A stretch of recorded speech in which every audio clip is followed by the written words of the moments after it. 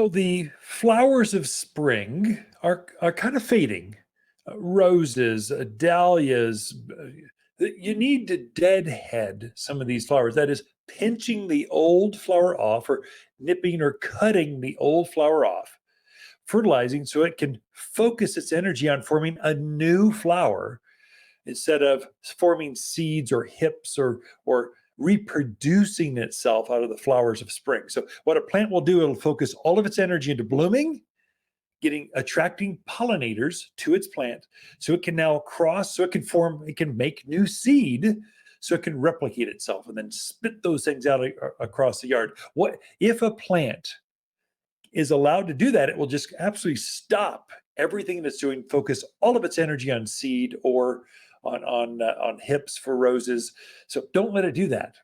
If you simply take that old flower off, what the plant does, it goes, oh my gosh, oh, I better focus on setting a new flower so I can get more pollinators, so I can set another, so I can set my seed. I've got to reproduce. And so it's frantic.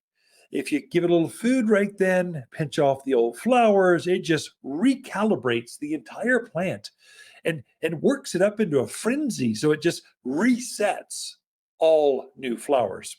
This goes for every repeat blooming flower. Roses are classic, some vines. So petunias, if you take all the spring flowers off, it'll just go right back into more flowers. So as you see leftover flowers of spring, cut them off. Someone asked just before the show, she said, so Ken, so I've got these long stem roses. They were beautiful. I think she was describing floribundas. So several flowers on this long stem. Where do I cut it back to? And it gets really complicated. I mean, if you do an internet search on how to prune back roses, you get dumbfounded. Here it is simplified. This is super easy. Here's what the book says first and foremost. Take the old spent flower, count back 3 leaves, cut it back there. That's it. So at a 45-degree angle is what they're saying. Okay, that's the book. Now we do the book. So what they teach you in school, here's how you modify for practical use in the backyard. So you count back several leaf nodes on that long stem, and then I'll go back to where it looks balanced. So if that's 5 leaf nodes, if it's 3, if it's 2, I mainly want the old flower off, and then to reshape or recalibrate, rebalance the look of those plants. So salvias here not salvias, it was spireas at the garden center. They had all bloomed out. This little shrub gets just below knee high, kind of ball shaped, easy to care for. No animals eat it, but it blooms profusely.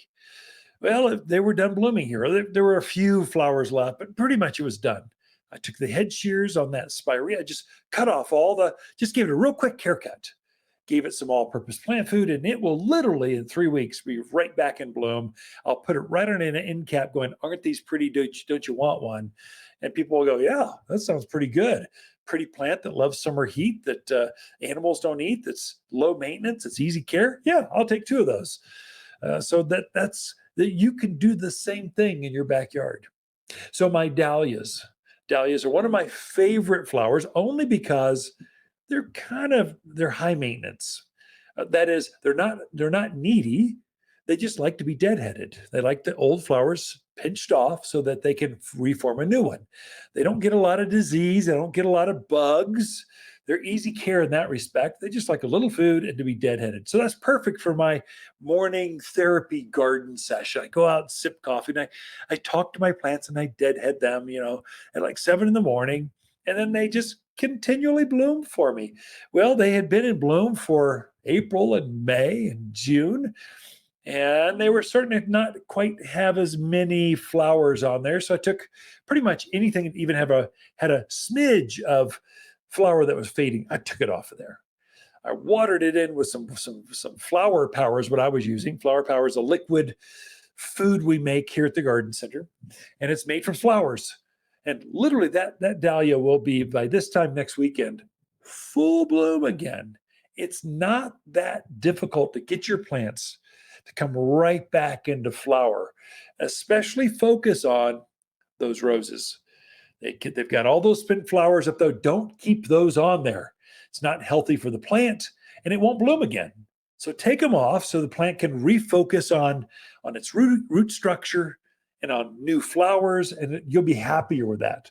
Do that for your geraniums. Do that for your zinnias. Do that for anything that blooms. If it has an old spent flower, cut it off. This goes for your bulbs. So iris, daffodils, tulips, all those flowering bulbs that came up out of the ground. It's got some green foliage on it right now, but the flower where that stalk was, just go back and cut that off. Don't leave it there. Let it take in, let it focus on taking in the sunlight so it can form next spring's flower for next spring's dahlia, crocus, all those blooming things that come up out of the ground. They would prefer to have that flower cut off, but leave the green foliage, the foliage intact, the flower out of there. Okay, there you go. You're now how to deadhead and get things to rebloom again for you really easily. Be right back.